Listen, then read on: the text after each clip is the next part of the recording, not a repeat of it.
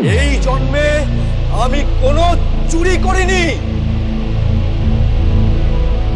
সে 7 পা হেঁটে লোহাটি ফেলে দিল। আশ্চর্য, সুতো একটুও পুড়ল না। এই পবিত্র বৈষ্ণবকে চোর বলার জন্য তোমাকে ফাঁসির শাস্তি দেওয়া হবে।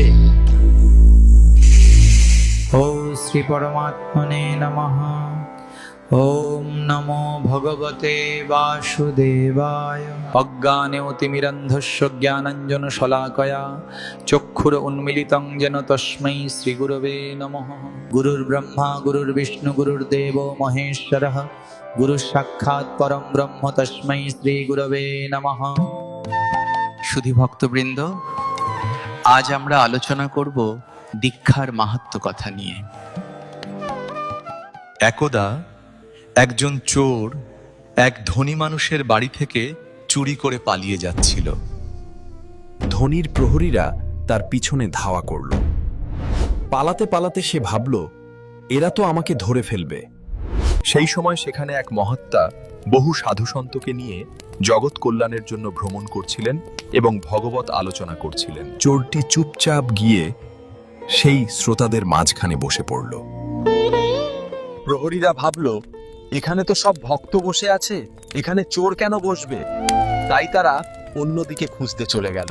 যে ব্যক্তি ভগবত প্রেমী মহাত্মার শরণ গ্রহণ করে এবং ঈশ্বরের নাম মন্ত্রে মন স্থির করে, তার নতুন জন্ম হয়।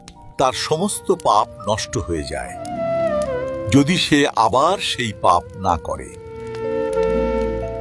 মহারাজ, এটা কি সত্যি যে যদি দীক্ষা নেওয়া হয় এবং এরপর আর সেই ভুল না করা হয় তাহলে সব পাপ নষ্ট হয়ে যায়?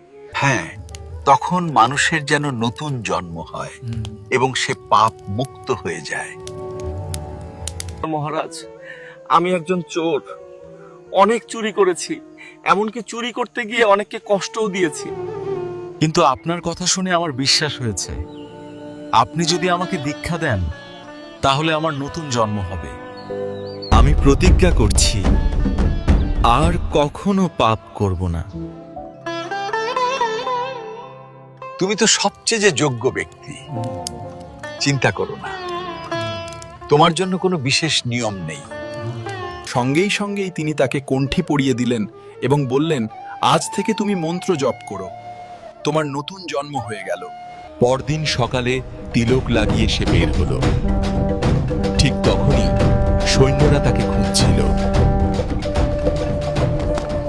হ্যাঁ, এই লোকটাই চোর। আমি চোর নই, এই জন্মে আমি কোনো চুরি করিনি। তাকে রাজদরবারে নিয়ে যাওয়া হলো। তখন সত্য যাচাই করার একটি প্রথা ছিল।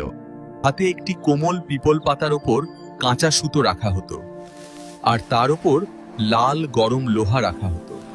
যদি সুতো পুড়ে যেত তবে সে মিথ্যা বলছে ধরা হতো।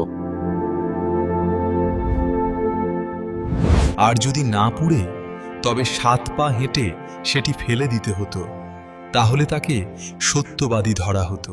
সেই পরীক্ষা করা হলো। চোরটি মনে মনে বলল, গুরুদেব বলেছেন দীক্ষার পর মানুষের নতুন জন্ম হয়।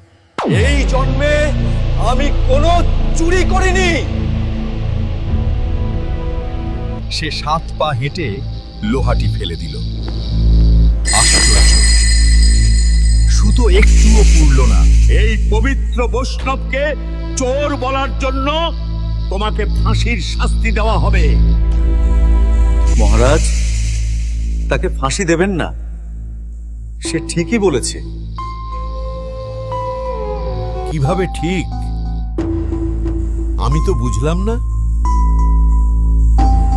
এই জন্মে আমি চুরি করিনি, কিন্তু আগের জন্মে করেছি। আগের জন্ম মানে? গতকাল সন্ধ্যায় আমি গুরুদেবের কাছ থেকে দীক্ষা নিয়েছি। সেই মুহূর্ত থেকে আমার নতুন জন্ম হয়েছে। এভাবে সে পুরো ঘটনাটির রহস্য সবাইকে জানালো। আর জানতেই সবাই অবাক হয়ে গেল। আজ এ পর্যন্তই।